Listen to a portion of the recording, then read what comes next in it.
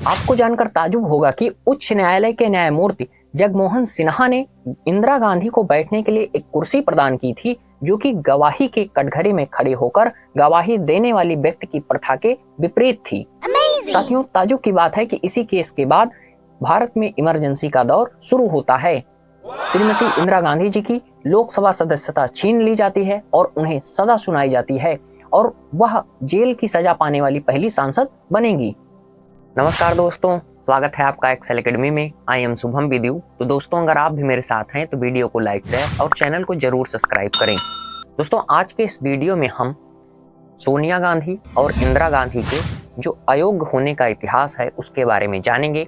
तो ये एक कंप्लीट क्लास होगी, पूरी पृष्ठभूमि हम वन बाय वन समझेंगे। Like Rahul Gandhi, his grandmother Indira Gandhi too was expelled from Lok Sabha and कहानी 1971 से शुरू होती है और यहाँ पर हम 1980 का दौर पूरा देखने वाले हैं, वन बाय वन देखेंगे और इसके दौरान हम इमरजेंसी के टाइम पीरियड को भी देखेंगे। वहाँ पर किस तरीके से एक बहुत बड़ा सुधार किया गया और उस सुधार को, उस संशोधन को दुनिया का सबसे तीव्र संशोधन कहा गया और वह मात्र 5 दिनों में किया गया और उसके द्वारा बहुत बड़ा बदलाव किया गया चुनाव प्रणाली में, क्योंकि यहाँ पर चुनाव प्रणाली की ही बात है। क्योंकि कोई व्यक्ति चुनाव तभी लड़ सकता है जब वह योग्य होगा, अगर वह योग्य ही नहीं है तब वह चुनाव कैसे लड़ सकता है। ये तो नॉर्मल लड़ाई है, अगर कोई व्यक्ति फाइट में क्षमतावान है तभी तो वह उसमें रेसलिंग में जा सकता है, तो वही बात है। तो यहाँ पर पूरा मामला हम समझेंगे, वन बाय वन सब कुछ समझेंगे। तो आपसे निवेदन है कि वीडियो पूरा देखें और अधिक से अधिक लोगों तक शेयर करें, चैनल को जरूर सब्सक्राइब करें। तो चलिए शुरू करते हैं दोस्तों आज के इस वीडियो को। तो यहाँ पर बताया जा रहा है कि दौर है 1971 का और 1971 के लोकसभा चुनाव में प्रधानमंत्री इंदिरा गांधी ने कहां से चुनाव लड़ा था? रायबरेली से चुनाव लड़ा था और इनके जो विपक्षी थे वो थे राम मनोहर लोहिया की संयुक्त सोशलिस्ट पार्टी के उम्मीदवार राजनारायण जी। तो एक तरफ इंदिरा गांधी जी हो गई और दूसरी तरफ होते हैं राम मनोहर लोहिया की संयुक्त सोशलिस्ट पार्टी के उम्मीदवार राजनारायण। और यहाँ पर राजनारायण जी की हार होती है और हार का अंतर भी बहुत बड़ा होता है, लेकिन यहाँ पर मामला यहीं से बदल जाता है। और दोस्तों, राजनारायण जी ने श्रीमती गांधी पर चुनावी कदाचार का आरोप लगाते हुए कहा कि यहाँ पर जो सरकारी एजेंट हैं ये श्रीमती इंदिरा गांधी जी से जुड़े हुए थे और उन्होंने परिणाम स्वरूप इलाहाबाद उच्च न्यायालय में इस पूरे मामले को चुनौती दे दी और यही आरोप लगाया कि जो चुनाव के एजेंट हैं जिनका नाम यशपाल कपूर था, वो एक सरकारी कर्मचारी थे, लेकिन उन्होंने निजी चुनाव संबंधी कार्य के लिए सरकारी अधिकारियों का इस्तेमाल किया था। तो राजनारायण जी ने इसका आरोप लगाया, इस बात की चुनौती कहाँ दी? इलाहाबाद उच्च न्यायालय में दी। तो यहाँ बताया जा रहा है कि दोस्तों 17 फरवरी 1975 की बात है कि जब इंदिरा गांधी देश की पहली आसीन प्रधानमंत्री थी जो कि अदालत में पेश होती हैं। गौर कीजिएगा, काफी इंटरेस्टिंग फैक्ट है। और वहां पर जो एक्टिविस्ट वकील थे प्रशांत भूषण जी, उन्होंने लिखा कि उच्च न्यायालय के न्यायमूर्ति जगमोहन सिन्हा ने इंदिरा गांधी के बैठने के लिए कुर्सी प्रदान की थी, जो कि गवाही के कटघरे में खड़े होकर गवाही देने के प्रथा की विपरीत थी। जैसा कि आप जान ही रहे हैं कि जब कोई व्यक्ति गवाही देने जाता है तब वह खड़े होकर के क्या करता है? गवाही देता है। और यहाँ पर एक न्यायमूर्ति व्यक्ति जिनका नाम बताया जा रहा है जगमोहन सिन्हा, उन्होंने बैठने के लिए कुर्सी प्रदान कर दी और ये पूरी प्रथा के ही खिलाफ थी। और आगे बताया जा रहा है दोस्तों कि जिस दिन श्रीमती इंदिरा गांधी जी की उच्च न्यायालय में पेशी हुई थी उसी दिन राजनारायण जी को अयोध्या से गिरफ्तार कर लिया गया था। तो यहाँ पर भी तानाशाही का आरोप लगाया जाता है। तो फिलहाल पक्ष विपक्ष तो होते ही हैं, आप जान ही रहे हैं। और इसके साथ साथ आखिरकार यह मामला लंबा खिंचता है और फरवरी में पहली पेशी हुई, आपने देखा। इसके बाद 12 जून 1975 को न्यायमूर्ति सिन्हा ने श्रीमती इंदिरा गांधी को दोषी पाया और उन्होंने 1971 के रायबरेली सीट के परिणाम को शून्य घोषित कर दिया और श्रीमती इंदिरा गांधी जी को 6 साल के लिए निर्वाचित पद पर रहने से रोक दिया गया। तो यहाँ पर पहला मामला यहाँ पर देखने को मिलता है जहाँ पर उनके पद पर रोक लगा दी जाती है।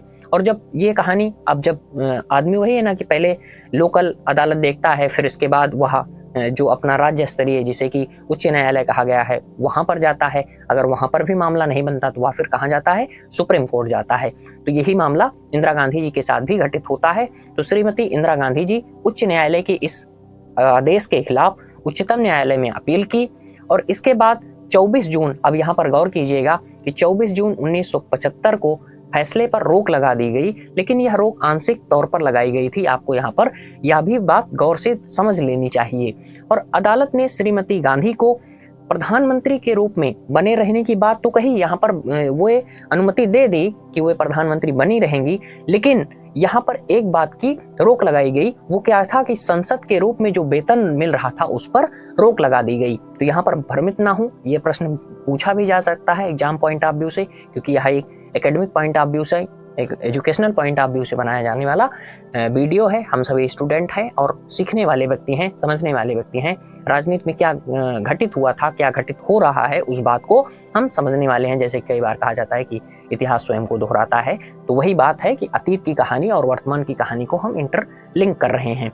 अब आगे बताया जा रहा है दोस्तों कि अगला दिन कौन सा था। आप जान रहे हैं कि अब कुछ लोग यहाँ पर भी पॉलिटिक्स करते हैं, वहां पर हमें नहीं जाना। कुछ जो विपक्षी दल हैं वो आपातकाल के इस दिन को काला दिन घोषित करते हैं, तो तमाम प्रकार की बातें होती हैं, पक्ष विपक्ष होते रहते हैं। और यहाँ पर 25 जून 1975 को श्रीमती इंदिरा गांधी ने आपातकाल की घोषणा कर दी।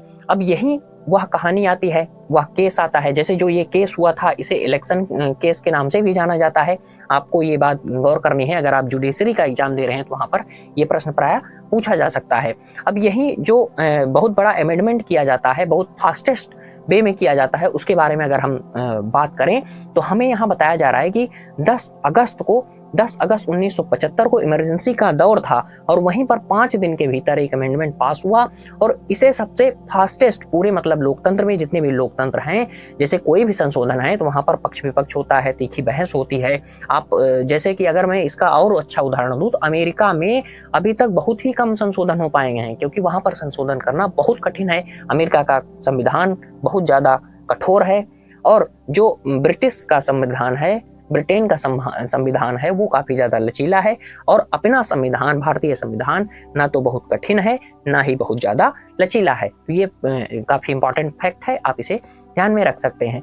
तो यहाँ बताया जा रहा है दोस्तों कि यह 39वां 39 अमेंडमेंट था और इस यहाँ पर क्या बात बताई गई कि जो सुप्रीम कोर्ट, जो हाई कोर्ट ने निर्णय दिया था, उसे निरस्त कर दिया गया। तो यहाँ पर जुडिशरी में हस्तक्षेप शुरू हो जाता है। यहाँ पर 329A ऐड कर दिया जाता है और वहां पर जैसे ये थोड़ा सा 9th शेड्यूल जैसे था कि कोई अमेंडमेंट किया, उसे आपने 9th शेड्यूल में डाल दिया तो फिर उसे कहाँ चैलेंज नहीं किया जा सकता, कोर्ट में चैलेंज नहीं किया जा सकता। तो वही बात यहाँ पर भी ऐड की गई और बताया गया कि जो पीएम का या फिर स्पीकर का चुनाव है उसे चुनौती नहीं दी जा सकती और ना ही उसका रिव्यू किया जा सकता है। तो ये एक एक्स्ट्रा पार्ट जोड़ा गया और फिर जब सुप्रीम कोर्ट में ये याचिका दायर की गई थी, अपील की गई थी, तो सुप्रीम कोर्ट ने पूरा बकायदा मामले को देखा और फिर उन्होंने कहा कि जो ये संशोधन किया गया है यह गैर संवैधानिक है, यह संविधान के खिलाफ है। जैसे कि अगर आप जो इलेक्शन है वो फ्री एंड फेयर पॉलिसी पर आधारित होने चाहिए। अगर आप इस तरीके से वहां पर क्या कर दे रहे हैं कि जुडिशरी से ऊपर बना दे रहे हैं एग्जीक्यूटिव और लेजिस्लेचर को, तब यहाँ पर प्रॉब्लम होगी। जुडिशरी से नीचे होगा ये दोनों पार्ट। तो यहाँ पर अगर आप इस तरीके की कार्रवाई कर रहे हैं, इस तरीके का संशोधन कर रहे हैं, तब तो फिर आप जो विधायिका है उसे ज्यादा पावरफुल बना रहे हैं।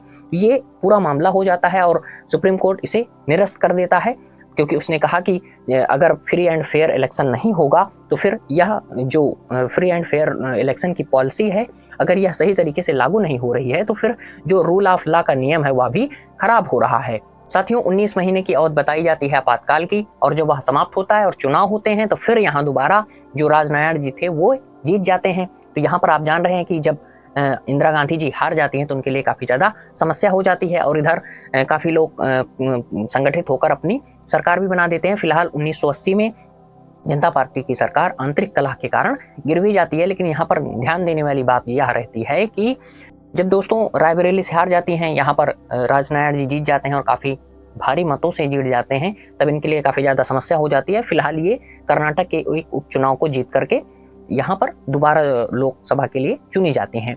अब फिर जो दूसरा मामला होता है, यहाँ पर हमारा जो सेकंड चैप्टर शुरू होता है वो यहीं से शुरू होता है। तो दोस्तों अब क्या था कि मोरारजी देसाई वाली सरकार बन गई थी, जनता पार्टी की उनकी अगुवाई वाली सरकार बन गई थी और यहाँ पर कुछ जब उनकी जीत हासिल होती है, कहाँ पर, कर्नाटक वाले मामले में, कहाँ पर होती है, उपचुनाव में होती है, गौर कीजिएगा नहीं तो आप पृष्ठभूमि समझ नहीं पाएंगे। तो जो ये जीत होती है इसके कुछ दिन के भीतर ही विशेषाधिकार हनन के लिए उनके खिलाफ एक प्रस्ताव पेश किया जाता है और यहाँ पर अवमानना और विशेषाधिकार के उल्लंघन का आरोप लगाया जाता है और इस पर बहुत कम ही बहस होती है। 8 दिसंबर की बात है, 8 दिसंबर 1978 को शुरू होती है यहाँ पर बहस, लेकिन बहुत ही कम समय में यह प्रस्ताव पारित हो जाता है क्योंकि यहाँ पर जो मतदान होता है, जैसे कि पक्ष में मतदान काफी ज्यादा हो जाते हैं, 279 पक्ष में होता है और 138 विरोध में होते हैं और 37 बताया जाता है कि लोगों ने मतदान नहीं किया था। और यहाँ पर फिर से दोबारा इंदिरा गांधी जी की लोकसभा सदस्यता छीन ली जाती है और उन्हें सजा सुनाई जाती है।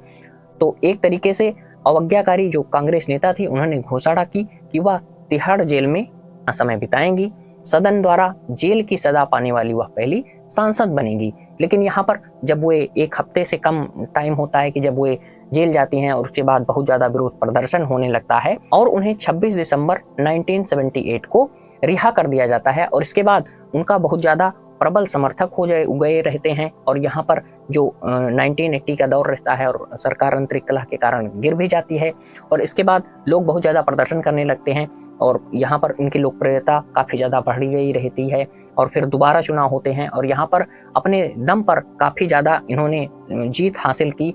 इन्होंने 1980 के लोक चुनाव में इंदिरा गांधी के नेतृत्व वाली कांग्रेस पूर्ण बहुमत के साथ सत्ता में आती है और अपने दम पर 335 सीटें जीती, जो कि 1971 से तुलना की जा रही है क्योंकि यहाँ पर उनसे भी एक ज्यादा जीती रहती हैं। अब आइए दोस्तों हम अपने चैप्टर 3 की तरफ बढ़ते हैं और यहाँ पर सोनिया गांधी जी से जुड़ा मामला क्या था उसे समझने की कोशिश करते हैं। तो सोनिया गांधी जी खुद को लोकसभा सदस्य होने के बाद भी लाभ का पद रहने का आरोप का सामना करना पड़ा। तो आपको ध्यान देना है कि लाभ का पद क्या होता है, इसे अगर आप बताना चाहें तो कमेंट बॉक्स में बता सकते हैं। और यहाँ पर एक एक्सटर्नल जानकारी आपको दे सकता हूँ मैं कि जैसे जो भत्ता मिलता है, जैसे एक शब्द में बताऊं कि अगर कोई व्यक्ति संसद से जुड़ा है तो फिर अगर उसे सरकारी सुविधा मिल रही है तो वो लाभ के पद के अंतर्गत आता है। बहुत शॉर्ट फॉर्म में बता रहा हूँ और अधूरी जानकारी है। और फिर यहाँ पर एक जो सबसे महत्वपूर्ण बात यह है कि जो उनको भत्ता या वेतन मिलता है वह लाभ का जो पद है उसके अंतर्गत नहीं आता। ये सबसे खास जानकारी है आपके लिए।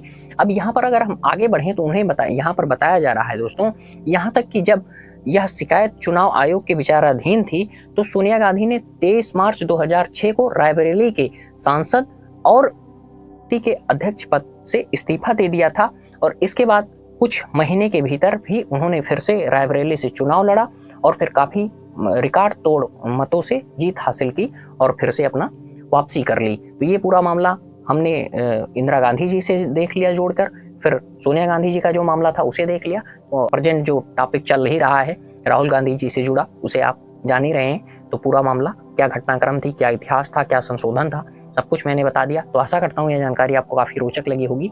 तो वीडियो को अधिक से अधिक लोगों तक जरूर शेयर करें, वीडियो को लाइक करें और ये वीडियो कैसे लगा कमेंट बॉक्स में जरूर बताएं। यहाँ पर हमें सब कुछ एकेडमिक पॉइंट ऑफ व्यू से और एजुकेशनल पॉइंट ऑफ व्यू से ही समझने की जरूरत है। यहाँ पर हमें कोई पॉलिटिक्स शामिल करने की जरूरत नहीं है। तो आपसे निवेदन है कि चैनल जरूर सब्सक्राइब करें और जो लोग चैनल सब्सक्राइब नहीं किए हैं वे लोग चैनल जरूर सब्सक्राइब कर लें और जो किए हैं वो बेल आइकन ऑन कर लें ताकि मैं कोई वीडियो अपलोड करूं तो उन्हें नोटिफिकेशन मिल जाए। नमस्कार, धन्यवाद दोस्तों।